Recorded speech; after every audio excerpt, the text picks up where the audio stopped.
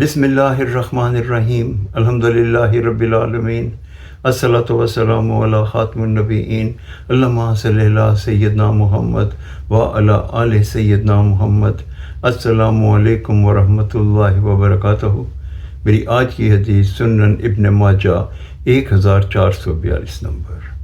حضرت علی علیہ السلام نے بتایا کہ انہوں نے نبی پاک صلی اللہ علیہ وسلم کو یہ فرماتے ہوئے سنا کہ اگر کوئی اپنے مسلمان بھائی کی عیادت کے لیے آ رہا ہے تو ایسے ہے کہ جیسے وہ جنت میں چل رہا ہے، اور جب وہ بیٹھ جاتا ہے تو اسے اللہ کی رحمت ڈھانپ لیتی ہے، یہاں تک کہ 70,000 فرشتے اگر صبح کا وقت ہو تو شام تک اس کے لیے رحمت اور مغفرت کی دعا کرتے ہیں، اور اگر رات کا وقت ہو تو 70,000 فرشتے اس کی رحمت اور مغفرت کی دعا صبح تک کے لیے کرتے ہیں۔